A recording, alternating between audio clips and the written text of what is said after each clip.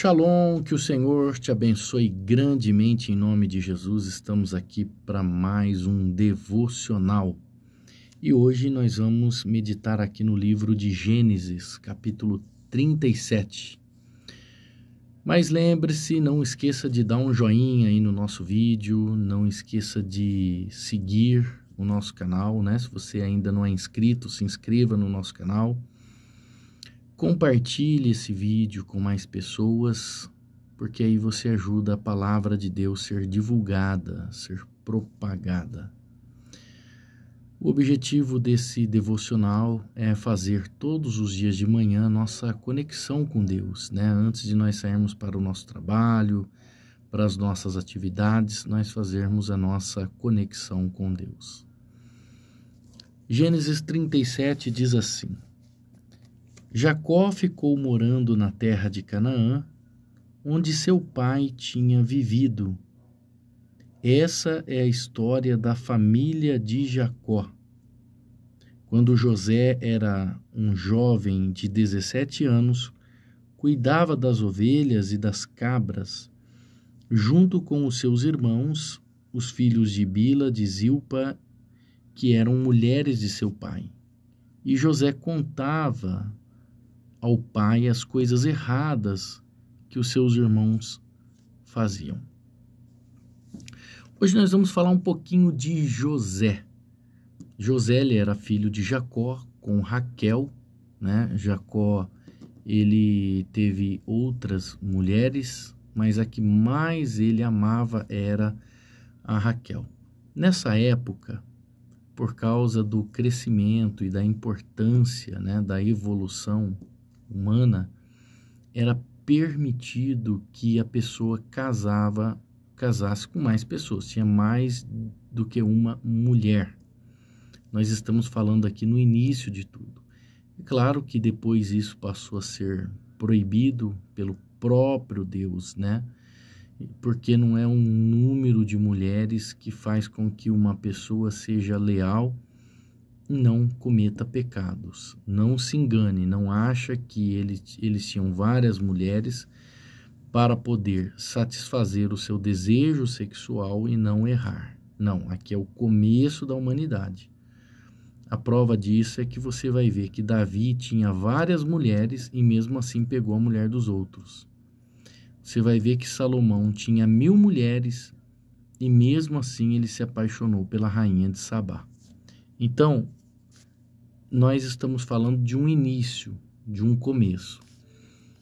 Jacó, ele trabalhou, né, por Raquel 14 anos. Ele trabalhou para o seu tio 7 anos. Quando ele foi se casar com Raquel, o seu tio deu a Lia para ele. E ele ficou muito revoltado. E o tio disse que por Raquel ele teria que trabalhar mais 7 anos. Então ele casou com Lia. 7 dias depois, uma semana depois, ele se casou com Raquel e agora ficou em dívida com o tio. Teria que trabalhar mais 7 anos para pagar a esposa que ele amava. Bom,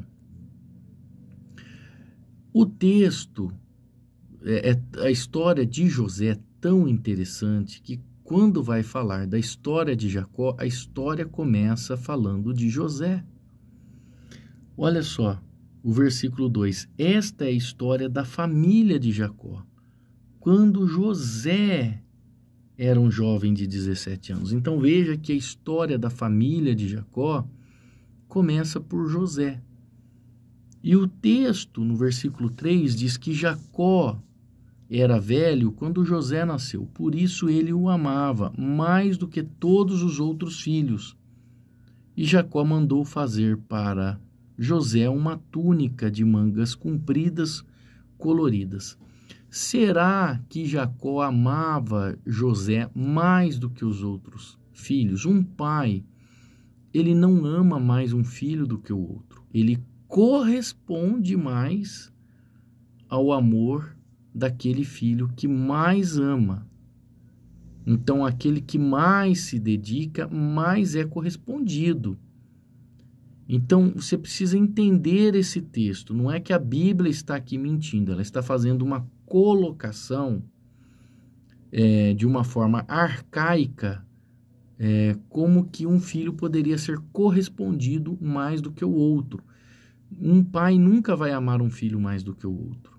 Ele vai corresponder ao amor. Se tem um filho que está ali pedindo mais beijo, pedindo mais carinho, porque você entenda uma coisa, que o texto diz que Jacó amava mais José do que os outros, porque ele era filho da velhice, mas na verdade, José não era o único filho de Raquel, tinha Benjamim também. Então, aonde aparece Benjamim aqui? Então quer dizer que Benjamim também não era filho da velhice? José, o penúltimo filho, o caçula da turma, era de fato Benjamim. Então, aqui já prova que ele não era mais amado porque ele era o filho da velhice, e sim porque ele correspondia mais. Qual era a resposta? O que José fazia para ser mais correspondido? Na verdade, ele era um leve trás, exatamente. Veja que José também tinha defeitos. Olha o que o versículo 2 está dizendo. José contava ao pai as coisas erradas que os seus irmãos faziam. Então ele chegava para o pai: olha, pai, sabia? Hoje Issacar fez isso. Pai, hoje Rúben fez tal coisa. Então ele era uma espécie de fofoqueiro. Ele tinha esse defeito. Como todos nós temos defeito. Não que José não foi transformado depois, ele foi transformado. Mas ele era um leve trás, ele trazia informações. Então o pai correspondia mais e o pai acreditava mais em José. Acreditar mais em um filho não significa que o pai ama mais ele do que o outro. Não é assim que funciona, tá? José era de mais confiança, mas não significa que o amor entre pai e filho era menor. Então, o texto continua. Os irmãos viam que o pai amava mais José, ou correspondia mais a José, do que a eles, e por isso tinha ódio dele, e eram grosseiros quando falavam com ele. É interessante, né? Porque o que gera o ódio, de fato, é o amor.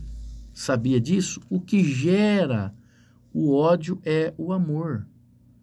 Quando você é amado, quando você é muito amado, isso provoca o ódio em outra pessoa. Se você for muito amado por uma pessoa, outra pessoa desperta o ódio só de ver que você é amado. Só de ver que você é amado. Você veja que Caim matou Abel, porque Caim achou que Abel era mais amado por Deus, porque Deus recebeu a sua oferta. E na verdade era porque ele não trouxe das primícias, ele trouxe ao cabo de dias, ao invés de trazer no primeiro dia da semana, ele trouxe a sua oferta ao cabo de dias, tanto que Deus diz para ele: se tivesse feito do jeito certo, não seria elas aceita? Então, o amor gera o ódio no coração de outras pessoas. Por que o diabo odeia o ser humano? Porque Deus ama o ser humano. Ama tanto a ponto de enviar Jesus para morrer por eles. Aí acontece uma situação. Os irmãos de José começaram a tramar contra a vida dele. Entenda uma coisa, o ódio, ele é tão sério porque quem te odeia quer matar você, quer eliminar você da história. O ódio, quem te odeia não quer que você caia, quer que você morra, quer eliminar você. Veja que eles falaram assim: vamos matá-lo. Eles começaram a tramar para matar José. É aí que entra o nosso devocional de hoje. A mensagem de Deus para você hoje está aqui. Lembre-se que os piores dias da nossa vida não fogem do controle de Deus. Guarda isso no teu coração. Os piores dias da nossa vida não fogem do controle de Deus.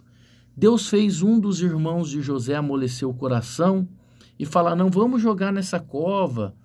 Deus sabia que ia passar por ali uma caravana de ismaelita, vamos vendê-lo, porque pelo menos o sangue dele não vai estar nas nossas mãos.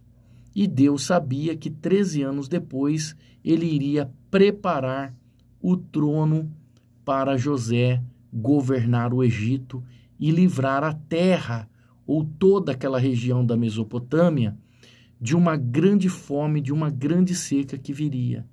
Então, entenda, Deus já tinha um plano preparado para José.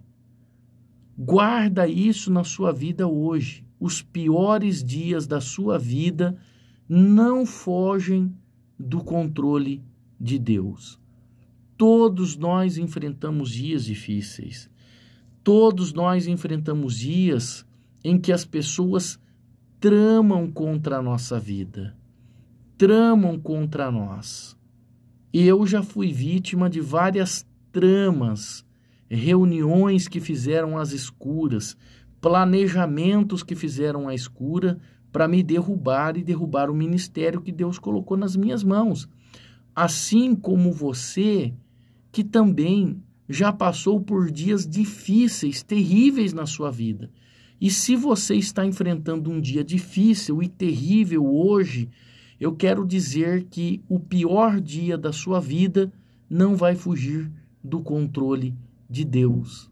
Deus tem o controle e Ele dará a direção e o destino certo para a sua vida, como Ele fez com José. Tudo era contra. Tudo estava negativo a favor de José. A opção que tinha a favor de José era de fato a morte. Veja que ele foi levado para a casa de Potifar, foi traído pela mulher de Potifar, mentiu, ele foi levado ao presídio, o copeiro mais tarde esqueceu dele. Tudo estava percorrendo o contrário José, mas a vida de José não tinha fugido dos planos de Deus, não tinha fugido do controle de Deus. E Deus fez com que José desse a volta por cima. Você vai dar a volta por cima. Deus me mandou aqui nessa manhã, com esse devocional, para dizer exatamente isso para você. A sua vida não fugiu do controle de Deus. Deixa eu orar por você. Senhor, em nome de Jesus, eu coloco esta pessoa nas tuas mãos que está desesperada, angustiada, porque parece que ela está num beco sem saída. Parece que tudo e todos estão armando e planejando contra a vida dela.